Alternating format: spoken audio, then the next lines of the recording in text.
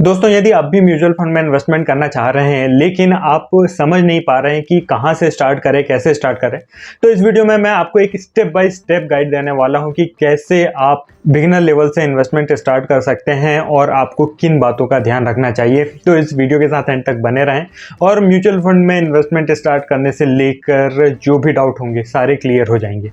चलिए वीडियो को शुरू करते हैं। सबसे पहले समझते हैं कि म्यूचुअल फंड है क्या। म्यूचुअल फंड एक ऐसा इंस्ट्रूमेंट है जिसमें बहुत सारे इन्वेस्टर से पैसा कलेक्ट किया जाता है और इन पैसों को फिर जो म्यूचुअल फंड कंपनी होती है वो इन्वेस्ट करती है। जो इंस्टीट्यूशन म्यूचुअल फंड कंपनी को होल्ड करती है उसे एएमसी या फिर एसेट मैनेजमेंट कंपनी कहते हैं। एसेट मैनेजमेंट कंपनी ही हमसे पैसा कलेक्ट करती है। इन पैसों को इन्वेस्ट करने की जिम्मेदारी फंड मैनेजर के हाथ में होती है। फंड मैनेजर ऐसे क्वालिफाइड पर्सन होते हैं जिनको इंडस्ट्रीज का बहुत ज़्यादा एक्सपीरियंस होता है, उनके पास क्वालिफिकेशन होता है और वो हमारे बिहाफ में हमारे पैसों को इन्वेस्ट करते हैं।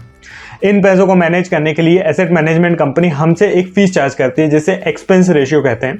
यह एक्सपेंस रेशियो 0.5% से लेकर 2-2.5% तक हो सकता है। म्यूचुअल फंड हमारा पैसा कहाँ इन्वेस्ट करते हैं? तो मेनली दो कैटेगरीज के इंस्ट्रूमेंट्स होते हैं। पहला इक्विटी एंड डेब्ट। डेब्ट फिक्स्ड इनकम कैटेगरीज के इंस्ट्रूमेंट होते हैं जो कि रेगुलर इंटरेस्ट पे करते हैं। ये instrument government, semi government, state government, municipality, private company से इन्हें इशू करती हैं। इन्हें बॉन्ड भी कहते हैं। तो जो म्यूचुअल फंड इन बॉन्ड्स में इन्वेस्ट करते हैं उन्हें डेब्ट म्यूचुअल फंड कहते हैं। ये म्यूचुअल फंड हमें फिक्स्ड टाइप के रिटर्न देते हैं। दूसरी जो कैटेगरी होती है इक्विटी म्यूचुअल फंड की कैटेगरी होती है। ये म्यूचुअल फंड इक्विटी शेयर्स में इन्वेस्ट करते हैं, स्टॉक मार्केट में इन्वेस्ट करते हैं। इनमें हमें फिक्स्ड रिटर्न नहीं मिलता है। इन म्यूचुअल फंड में हम लॉन्ग टर्म के लिए वेल्थ क्रिएशन के लिए इन्वेस्ट करते हैं।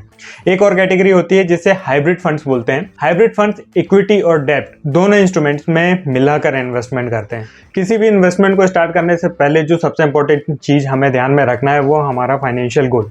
दोस्तों, जब तक हमारे पास हमारा गोल क्लियर नहीं होगा हम उस इन्वेस्टमेंट को ज़्यादा लंबे समय तक कंटिन्यू नहीं रख पाएंगे।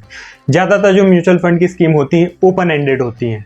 इसका मतलब यह है कि हम कभी भी उनमें पैसा इन्वेस्ट कर सकते हैं और कभी भी अपना पैसा निकाल सकते हैं। ये जो फ्रीडम है इसका कई बार हमें बहुत ज़्यादा नुकसान भी हो जाता है, क्योंकि कई बार हम पैनिक में आके या फिर मार्केट क्रैश को देखकर या फिर आसपास के लोगों को देख के अपना इन्वेस्टमेंट विड्रॉ कर लेते हैं और हमें लॉस हो जाता है।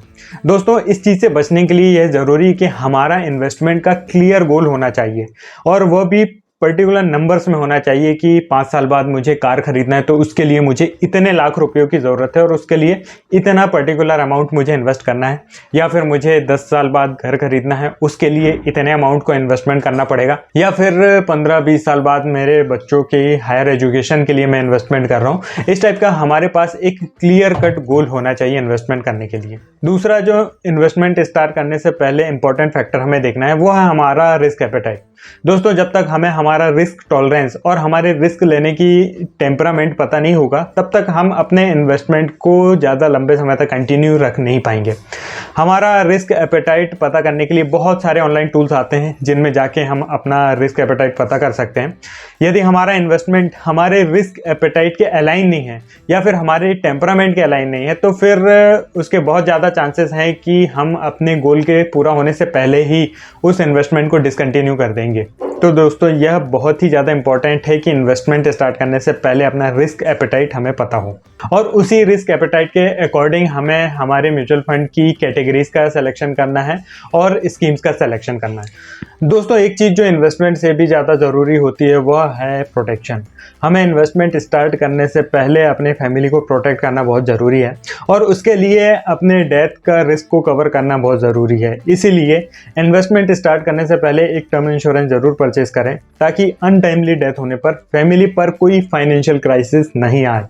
इसके बाद हमें हमारी सेविंग्स को भी प्रोटेक्ट करना है। मेडिकल इमरजेंसीज के केस में एक ही हॉस्पिटलाइजेशन में लाखों रुपए खर्च हो जाते हैं। ऐसे में एक हॉस्पिटलाइजेशन आपकी पूरी सेविंग्स को ख़त्म कर सकता है। इन सेविंग्स को हमें सेव करना है और उसे सेव करने के लिए एक फैमिली के लिए हेल्थ इंश्योरेंस परचेज करना बहुत ही ज़रूरी है। दोस्तों, हेल्थ इंश्योरेंस और टर्म इंश्योरेंस परचेज करने के बाद बहुत ही इंपॉर्टेंट है कि हम अपना एक इमरजेंसी फंड डेवलप करें। दोस्तों किसी भी इमरजेंसी के केस में यदि हमारे पास इमरजेंसी फंड नहीं है तो हमारा जो लॉन्ग टर्म का गोल है उसमें से पैसा विड्रॉ करना पड़ेगा, और ऐसे में हमारे जो लॉन्ग टर्म के गोल हैं उनसे कॉम्प्रोमाइज़ करना पड़ेगा। इसीलिए ज़रूरी है कि इन्वेस्टमेंट स्टार्ट करने से पहले हमारे पास एक अच्छा खासा इमरजेंसी फंड हो, जिसमें 6 महीने से लेके 1 साल तक का जो हमारा मंथली एक्सपेंस है उसका अमाउंट हमारे पास हो। यह अमाउंट आप चाहें तो सेविंग अकाउंट में रख सकते हैं या फिर लिक्विड फंड्स में रख सकते हैं। इन्वेस्टमेंट स्टार्ट करने से पहले अपना टर्म इंश्योरेंस, हेल्थ इंश्योरेंस और इमरजेंसी फंड, ये 3 चीज़ें बहुत ही इंपॉर्टेंट हैं। इन तीनों को बिल्ड करने के बाद ही हमें इन्वेस्टमेंट स्टार्ट करने के बारे में सोचना चाहिए। दोस्तों नेक्स्ट स्टेप है हमें हमारी फाइनेंशियल सिचुएशन का एनालिसिस करना। हमें पता होना चाहिए कि हमारी अर्निंग कितनी है और उस अर्निंग का कितना पार्ट हमारा एक्सपेंस में जाता है। दोस्तों हमें देखना है कि हम कितना अमाउंट सेव कर पा रहे हैं और सिर्फ उसी अमाउंट को हमें इन्वेस्ट करना है जो कि कंफर्टेबली हम अफोर्ड कर सकते हैं इन्वेस्ट करना, without compromising on our lifestyle. दोस्तों नेक्स्ट स्टेप है हमें right category and mutual fund scheme का सिलेक्शन करना। सबसे पहले यह देखना ज़रूरी है कि हम किस टाइप के इन्वेस्टर हैं। हम एक्टिव इन्वेस्टर हैं या फिर पैसिव इन्वेस्टर हैं। हम एक्टिवली अपना पोर्टफोलियो मैनेज कर सकते हैं या फिर हमारे पास बिल्कुल भी टाइम नहीं है और हम खुद से बिल्कुल भी मैनेजमेंट नहीं कर सकते। हमारे रिटर्न की एक्सपेक्टेशन क्या है। यदि हम हायर रिटर्न चाहते हैं तो फिर हमें एक्टिव म्यूचुअल फंड्स में इन्वेस्ट करना होगा, और यदि हम थोड़े लोअर रिटर्न से संतुष्ट हैं तो फिर हम पैसिव म्यूचुअल फंड्स में भी इन्वेस्टमेंट कर सकते हैं। इसके बाद जो दूसरी इंपॉर्टेंट चीज़ है वो है एक राइट डाइवर्सिफिकेशन होना चाहिए हमारे पोर्टफोलियो में।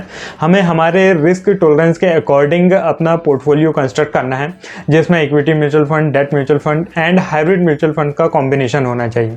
दोस्तों जहां एक राइट डाइवर्सिफिकेशन हमारे रिस्क को कम करता है, वहीं ओवर डाइवर्सिफिकेशन हमारा जो इन्वेस्टमेंट रिटर्न का पोटेंशियल है उसे कम कर देता है। तो एक राइट डाइवर्सिफिकेशन होना बहुत ही ज़रूरी है हमारे इन्वेस्टमेंट पोर्टफोलियो का। दोस्तों अब बारी आती है फंड हाउस को सेलेक्ट करने की। हमें एक ऐसा फंड हाउस सेलेक्ट करना चाहिए जिनका एक पुराना लंबा चौड़ा ट्रैक रिकॉर्ड अवेलेबल हो, जिनके पास एक स्ट्रॉन्ग फंड मैनेजमेंट की टीम हो, बहुत सारी स्कीम्स की वैरायटी हो, अच्छा खासा AUM हो। दोस्तों ज़्यादातर जो एमसीज होती हैं जो कि बैंक से बैक्ड होती हैं, जैसे कि SBI mutual fund, HDFC mutual fund, इस टाइप के जो फंड हाउस होते हैं बहुत ही अच्छे होते हैं इन्वेस्टमेंट के लिए। दोस्तों फंड हाउस के बाद हमें स्कीम्स को सेलेक्ट करना होता है। स्कीम सेलेक्ट करते समय हमें उसकी पास्ट परफॉर्मेंस देखना है। पास्ट परफॉर्मेंस के साथ साथ स्कीम के फंडामेंटल्स भी देखना ज़रूरी है, उनके ऑब्जेक्टिव्स देखना ज़रूरी है। साथ ही साथ ये भी देखना ज़रूरी है कि जो स्कीम है उसके कितना ट्रैक रिकॉर्ड अवेलेबल है।